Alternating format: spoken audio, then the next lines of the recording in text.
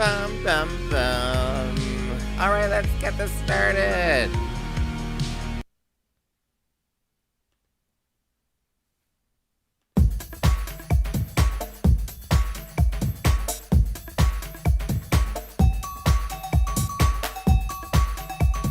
You are listening to Breakfast with Tiffany with your host, Tyffanie Morgan. That's right, Sweepies, it's me. Woohoo. Well, hello there, my little sweepies, my little love muffins from all around the big blue world. This is your hostess, Miss Tiffany Morgan, calling to you live from Kingston, Ontario, Canada, the home of limestone and the home to me, Miss Tiffany Morgan. That's right, that's right. Um, what's going on with my chat? Oh my word, things are broken, things are broken. Gotta love technology sometimes. All right. Well, you are listening to CFRC 101.9 FM here in Kingston, Ontario, Canada, the home of limestone and home to me, Miss Tiffany Morgan. I think, did I mention that already? Sweet peas, I'm a drag. If you've never heard this before, I'm a drag queen here in Kingston, and goodness knows I've been doing this for, well, not this radio show, but uh, doing drag for 21 years here in Kingston. 21 years. Wow, that's a long, long, long time for anyone to be doing anything, really. Mm. Excuse me while I have my cup of coffee. I need a second cup of coffee today. It is spring. It is spring, sweet pea. So on the weekend was the equinox. Uh, Norwaz. It was the Persian New Year. I think it was Do they pronounce it Norwaz?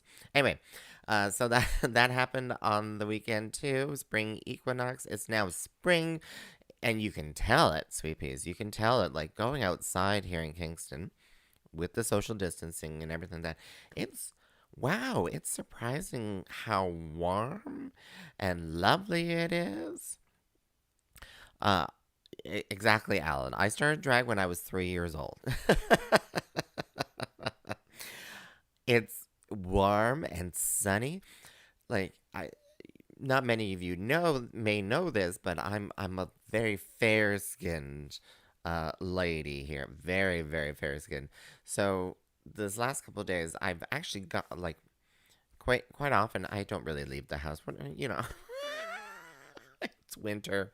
I don't like winter. I stay indoors in a nice, warm, climate controlled environment. But I was going outside because, hey, it's springtime. I get the fresh air, the smell of spring. Some of you, that smell may be of the dogs that have left their presents on your lawns and stuff like that. But I don't have that problem. So I'm going out and smelling the fresh air and stuff. But it's important, remember, sweet peas, if you've been locked up the entire winter, which most of us have, put some sunscreen on, especially, well, for anyone, really. And let me tell you, I did. I did. I put some sunscreen on because that was a requirement for sure. Um, oh my word, yes, yes, yes, yes. Uh, where was I going with that? Yeah, so I made sure to apply that liberally. And yeah, what was I doing outside? So one of them was to go over to a friend's yard to kind of, they were asking, with my expert opinion, like if there was any perennials, because this is they just rented the place, and they're like, "Where's these perennials and stuff?" I identified a sage, and yeah, spring is coming early. It is rushing in. They had a sunny disposition area right beside some concrete, so the soil was getting quite warm. But their tulips were already popping up, and I have to take a look at Tiff's garden here. Uh, I suspect that they're not coming out yet, the tulips. Um, but that doesn't mean that the other, because my tulips tend to be a little bit later. I have more shade. It's less warm. But there are other bulbs like the cilia, the squill, Siberian squill or whatever. That tends to be the first things that pop up. So I'm going to have to take a look. I'm going to have to take a look. I did do some gardening to, I pruned my apple tree. Now, yeah, some of you hardcore people out there may be like, why did you just prune your apple tree?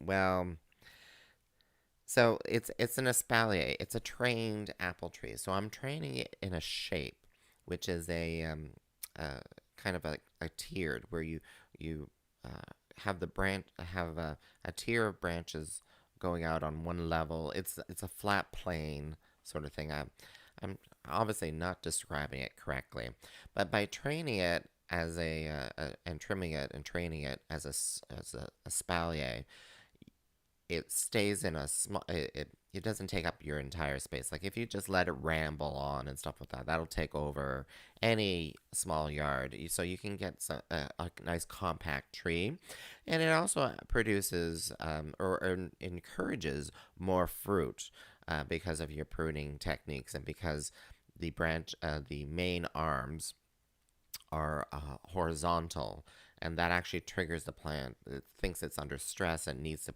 produce more flowers, which then produce more fruits. Anyway, so part of this training technique is to prune in the winter, and I I don't like doing that in Canadian climates because I worry that when I prune it, it's then going to kill the next couple buds after the pruning. So I waited until I was like, oh well, wait until just the dawn of spring. Like once the really really cold weather is done, then I'll prune it. Well, I really should have done that maybe 2 3 weeks ago. The chances are that if I pruned it after the plant was choosing which buds were going to be flower buds, then I potentially have cut off the flower buds and therefore cut off apples already. So, wish me luck. Let's cross fingers. Let's cross fingers that I haven't messed up with that. Cross fingers.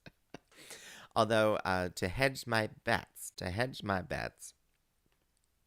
I left some unpruned. I left some bits unpruned. So I'm hedging my bets. There we go. I got a good dozen apples. I got a good dozen apples off that tree last year. So here's hoping. Here's hoping. But it's spring, sweet peas. Have you been outside? Have you checked your gardens? Have you what are you doing? Are you planning a garden? Are you planning a garden? Or have you started seeds indoors? I'm doing a grow with me challenge. So if you feel like wanting to share this with me and others as well who are listening and who are sharing, I have a Facebook group. Go to Tyffanie.com. That's TYFFANIE.com. And there's links to the Grow With Me group. And people are sharing their growing stories. Some people have already started seeds indoors. They're showing the little seedlings already. Actually, let me go. I should go there right now. Let's go there right now. So I'm going to Facebook. Grow with me. There we go. So what has been posted? Oh, Yvonne's posted some seedlings already. Oh, look at that. She has some plugs. Uh, so she's saying, oh wow, look at those. So she has flowers that she started: 4 o'clocks, marigolds, sunflowers, and cosmos, and tomatoes, and tomatoes. Yeah, exactly. And Marcia, I see that your marigolds are starting to pop up. And Francesco, yes, I saw those peppers. Oh my goodness sakes, so lovely, so lovely. So part of the Grow With Me challenge, I was challenging. Part of the challenge was I was like, let's choose some seeds, some varieties of plants to grow together at the same time. Well, you know what? Us growers, we beat we dance to the beat. What is the what is that euphemism I'm going for? We dance by the beat of our own drum. And I may have judged incorrectly. I was choosing to start my seeds um, indoors, but I was planning on doing that for Easter. I was going to plant them in Easter. I was going to do that because it gave um, the right amount of time to plan out for August long weekend. August long weekend is a traditional time. Sorry, not August long weekend. Victoria Day weekend, the May 2-4 weekend. That is the traditional time that we plant out here in Kingston because it is well beyond the last frost date. It's safe. That's when garden centers open up. Like it's a really big kind of weekend. So I was planning to plant stuff out then. So by using that date, I look back 6 weeks, depending on the plants, and that was looking at Easter for me to start these seeds. But I think it's very safe to say, I think it's very, very safe to say that spring is early.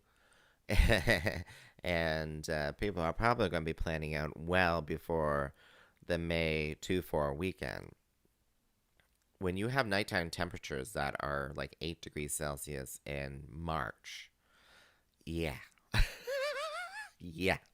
It's going to be early. It's going to be early. So I may adjust that. Also, adjusting the times coincides with another little fail. We learn by these failures. Gardeners, it's never a real true science. It's you can never call it like a real true science. You have to go by what you know, what you learned from previous years, what others have learned and stuff like that. But a lot of it is kind of hit and miss. You're kind of hedging your bets. That's the whole growing kind of aspect, right? You're planting a seed hoping that at the end of the day you get something out of it. You may never get something out of it. Like, a raccoon may come by and eat your prize winning tomatoes. Well, they don't really tend to, but you know what I mean. You never know. There's so many unknowns what could happen. Gardeners are hopeful people. Um, Even plant growers. We are all hopeful people that we plant something hoping for an expectation of something at the end, whether it be a fruit or vegetable, flower, whatever it is. And I love that. I love that aspect about gardeners. I don't really know. Actually, now that you think about it, do you, Sweet Peas, do you know of any gardener out there that is uh, like frown upside, like always has a cloud over the head sort of thing? I think most gardeners have some sort of they're opportunist. Well, not opportunist. They're not pessimists. They're optimists. That's it. That's the word I'm looking for. They're optimists. They just yeah. And it's a lovely community. It's a lovely community to be a part of. So feel free to connect with the Grow with Me challenge. So I'm probably going to have to adjust the growing, planting some of these vegetables. So um, the, one of these. So I ordered. So I part of this challenge, like I said, trying to buy seeds, the same seeds, plant them at the same time, and see how they grow, and how people in London or Kingston or the West End or the downtown, how their um, tomatoes and stuff grew. So um, I selected a few vegetables and flowers as well. But unfortunately, some of the seeds did not come in. And two of those being the main ones, in my mind, the main ones was the tomato, which was Mountain Merit. It never arrived from where I purchased it. By the sounds of it, it was really backlogged, even with other seed sellers. So my tomato never arrived. The seeds never arrived. And my cucumber seeds, which were cucumber isnik, which never arrived either, uh, which was upsetting, which is still upsetting, kind of. But like gardeners, like I said, we're not opportunist, optimist. And we just had to roll with the punches. We have to roll with the punches. We have to be flexible. We have to be flexible. So if I don't have those seeds, what am I going to grow? Well, we still have Blahilda, which is oh, here's the. I'm like bring the seeds out here, sweet peas. So the nasturtium. So we still have nasturtium seeds. Empress of India. I'll be planting those later. They don't. I don't think they need to be started right away. Blahilda. This is a pole bean. It's a purple potted bean. A lovely little thing. But those again will probably be planted directly outside. This a mouse melon. I call them cucamelons. They're also called cucamelons. The botanical name is like Methylorca. Uh, what? I'm looking at the label now. I don't see. I thought they were called Methylorca something or other. Well, anyway, mouse melons is another term too. Cucamelons. Those will have to be started indoors, and we'll look at those times. I got a package of snow peas. I'm thinking that's them saying sorry for all your troubles.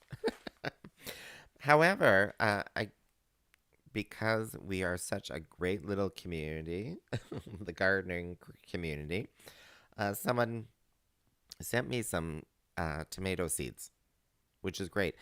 Tomato seeds that I grew last year, and I love them. I love them because they're a lovely beefsteak tomato.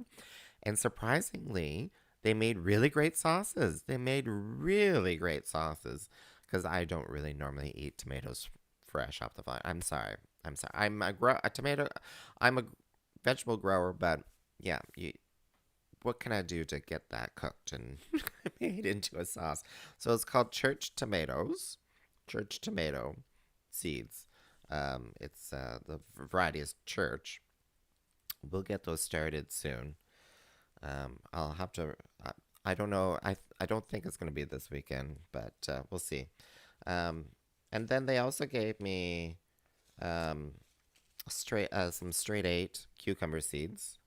Straight eight, which is a variety that is known uh, to.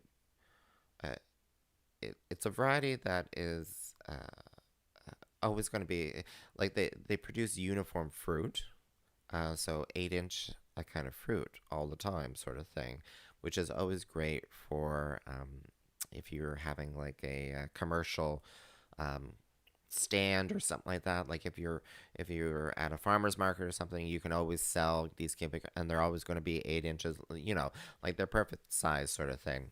That you're not, because people like to see uniformity when they're purchasing from a market somewhere. That all the cucumbers have the same kind of color of skin and the same size and the same length, etc., etc. They like seeing that. So it's called straight eight. So that was why that one. But apparently it's a good one. You can find straight eight anywhere. And then they also gave me some other cucumbers, but the very specific cucumber, and it's all called 7082 cucumber. And by the sounds of it, it's a fairly new variety, and it's supposed to have a little bit of bitterness to it, which apparently enhances the flavor of it. So we will see. That's the one great thing about growing your own vegetables and stuff like that, your own fruits and vegetables, is that you can try something new that you can't buy in the market. You can't buy cucamelons. You can't buy mouse melons in the farmer's market. At least today. Like, you might be able to soon or nothing or whatever, but you can't get them in the grocery store. They'll never sell them to a grocery store. The same with these different types of cucumbers. Field cucumber. Like who knows what a field cucumber is? English cucumber, which is a greenhouse variety cucumber. But you can't get like 7082. I have to laugh at that. It's like sounds so scientific. You can't get that. So this is a great opportunity. I'm getting a little bit passionate, probably because I was outside getting some fresh air. I lathered on that sunscreen, sweet peas. I have to find my hat too, my gardening hat, which saves me. I also have what some people might be able to see online is that someone also sent me some seeds called ganja seeds. So I'm not too sure what's going to come out of those, but we're going to try those too. As Christopher, what's Great Dixter? What was Christopher's last name again? Anyway, uh, as he said, it's a great foliage plant. Oh my word. So yeah, springtime's in the air, sweet peas. You are listening to C4C 101.9 FM here in Kingston, Ontario, Canada, the home of Limestone, the home to me, Tiffany Morgan. That's right. So springtime. Oh, oh, I meant to bring down. So along with springtime, it's time to start cleaning up your front yard. The front yard where things blow in off the street. Oh my goodness sakes! Or some animal did something there like 4 months ago in the middle of winter. Now it's there right on your lawn, and it's time for spring cleaning. Spring cleaning. And, I do that on a regular basis. Things blow into my yard all year long. So every now and again, I'll go through and find the plastics and bag them up and toss them out in the garbage or whatever. I was doing that, what was it, yesterday, the day before? It was just yesterday. And I. It's the funniest things living downtown, Skeleton Park neighborhood. The things that you find on your front lawn sometimes. The things you find. So, what did Tiffany find on her front lawn? But a little crowbar, a miniature crowbar about the size of 12 inches long. It wasn't even well, it wasn't on the sidewalk. It was like 12 feet in from the street on my front lawn. There it was. I never saw it before.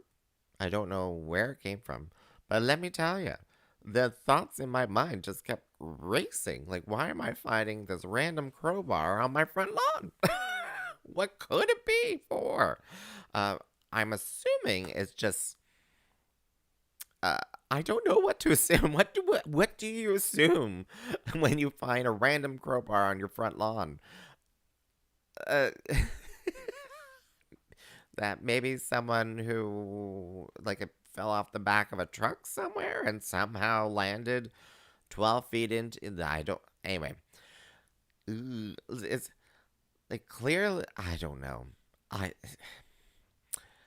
can think of there's a lot of crazy things going through my mind. Someone's like, "Oh, someone tossed it away from, uh the police from seeing it or something." I guess all I can really say is that I now have a new crowbar. A small miniature sized crowbar. Probably great for getting some nails or something like that out of wood or whatever. Or, maybe it'll turn into a garden tool trying to get through some really compacted soil or something. But let me tell you, the thoughts were racing through my mind. What? How? What? What was it? What? Huh? Why am I finding a crowbar on my front lawn? Crazy, crazy, crazy, crazy. Uh, but things are good. Things are good. There were a few other kind of silly things that happened to the front yard too that I was sharing with my sister, and some there was some Christmas lights that were moved, and there was my green bin moved as well, and I was like, wow, huh? What? What's going on here? What's going on here? Didn't know what was going on. So we're gonna have to take a closer look at the front yard. Gremlins! It's the springtime gremlins. Gnomes. I got gnomes. That's probably what's going on. Oh my word. Oh my word. All right. Well, oh, look at the time here. Um, I am going to just quickly check outin.ca, outin.ca, your source for queer information, like events and stuff like that going on here in Kingston. So let's take a look see. Let's take a look see. So gender talk. Gender talk. Those oh, that's already passed. What's going on here? Breakfast with Tiffany. You're listening to Breakfast with Tiffany. Well, Gender Talk. No, sorry. That's again on the 30th, Tuesday, here on CFRC at 5 p.m. What's the Maple Tea? That's filmed live on video on Fridays at 7 p.m. And that's with me and Rowena Way. And we talk RuPaul's Drag Race UK, although that's over now. On Thursday at 4 p.m., there's Queer Prom Radio Show. And again, that's here on CFRC 101.9 FM at 4 p.m. and BOA. This is going on future BOA, which is Canada's Drag Race star legend. She is coming to do a show in April. Here in Kingston. So you can buy tickets on Eventbrite. I think that's April 24th.